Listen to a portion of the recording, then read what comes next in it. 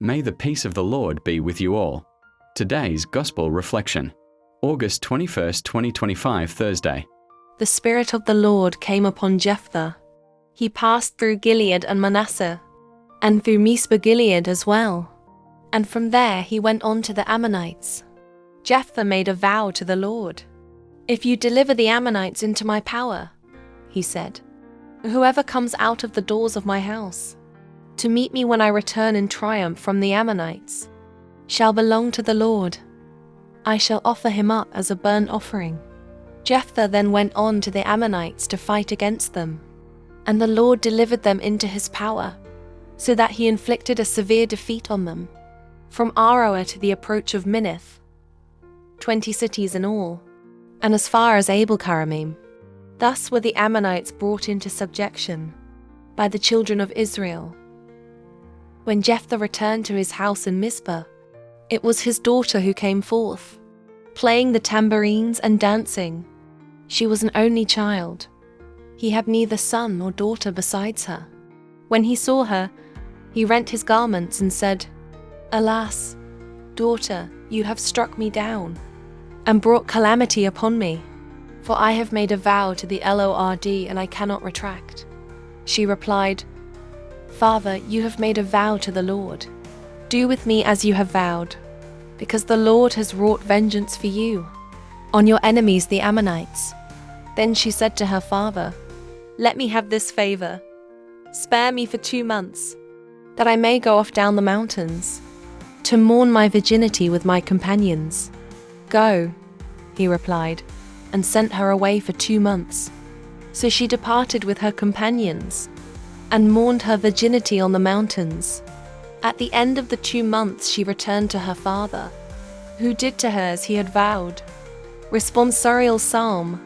Here I am, Lord. I come to do your will.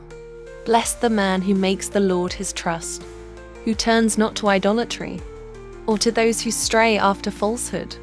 Here I am, Lord. I come to do your will. Sacrifice or oblation you wished not, but ears open to obedience you gave me. Burnt offerings or sin offerings you sought not. Then said I, "Behold, I come. Here I am, Lord. I come to do your will." In the written scroll it is prescribed for me.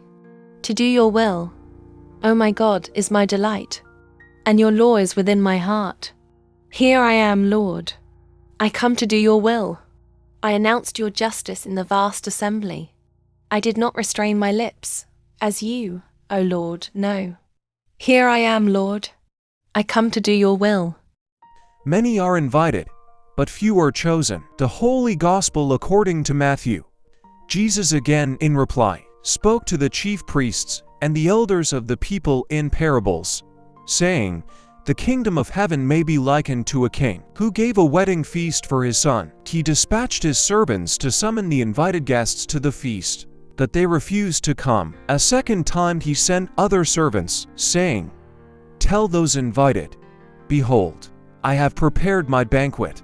My calves and fattened cattle are killed, and everything is ready. Come to the feast.' Some ignored the invitation and went away, one to his farm, another to his business. The rest laid hold of his servants, mistreated them, and killed them. The king was enraged and sent his troops, destroyed those murderers, and burned their city. Then the king said to his servants, 'The feast is ready, but those who were invited were not worthy to come. Go out, therefore, into the main roads, and invite to the feast whomever you find.' The servants went out into the streets, and gathered all they found, bad and good alike, and the hall was filled with guests. But when the king came in to meet the guests, he saw a man there not dressed in a wedding garment. He said to him, 'My friend, how is it that you came in here without a wedding garment?' But he was reduced to silence. Then the king said to his attendants, 'Bind his hands and feet, and cast him into the darkness outside, where there will be wailing and grinding of teeth.'" The Gospel of the Lord.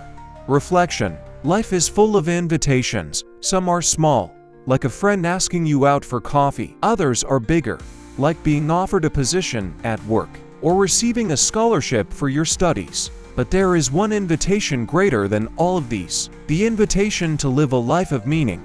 purpose, and Joe with God.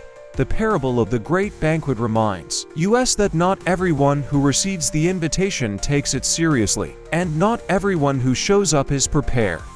Imagine being invited to a grand wedding banquet, a once-in-a-lifetime celebration. The tables are full of food, music fills the air, and everything is ready. Yet, some of the guests ignore the invitation. They are too busy. One has work to finish. Another has errands to run. Someone else simply doesn't want to be bothered. Doesn't this sound like us today? How often do we let daily distractions such as work emails, social media scrolling, endless to-do lists keep us from moments that really matter? We say, "I'll pray later," or "I'll spend time with my family tomorrow." But sometimes tomorrow never comes. God's invitation is like that wedding feast. He calls us into a relationship that is rich, joyful, and overflowing. Yet, it is so easy to decline the invitation without even realizing it.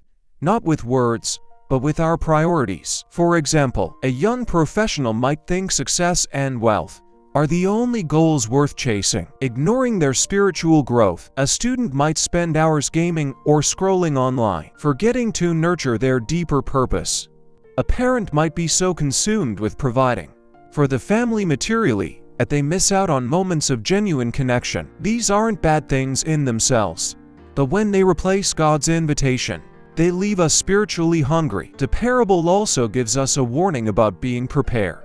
One man attends the banquet but does not wear the proper wedding garment, and he is asked to leave. At first, this might seem harsh, but it teaches us something important. Showing up is not enough. We need to come with the right heart. It's like getting accepted into a university, but refusing to attend classes, or being hired at a dream job but never actually doing the work. In the same way, faith cannot be just an RSVP. It has to be lived out. Think of a hospital patient given a second chance at life through a successful surgery. If they return to the same unhealthy habits that brought them to the hospital in the first place, they are wasting that chance. In a spiritual sense, many of us enjoy God's blessings, including health, opportunities, talents, but if we don't dress ourselves with gratitude, love, humility, and service, we are not truly living as His invited guests. The good news is that the invitation is open to everyone. The parable makes it clear that the king didn't just invite the wealthy or the important. He opened the doors to everyone, good and bad alike, people from every walk of life. In today's world, that means no one is too broken, too unworthy, or too far gone to be welcomed by God. The only requirement is a willing heart ready to be clothed in grace. So, how do we respond to this invitation in practical terms? By choosing to prioritize time with God as much as we prioritize work meetings or social events. By being intentional in kindness, especially when it's inconvenient. By letting love guide our words, even in moments of frustration. By making room for God in our busy calendars, knowing that in Him we find the true feast of life. At the end of the day, the parable challenges us to ask, when the invitation comes, will we be too busy to attend, or will we show up prepared? Clothed in faith and love, the banquet is ready, and the invitation is in your hands. Don't let it gather dust. Open it, accept it, and live it out, step by step, until you taste the fullness of joy that only God can give.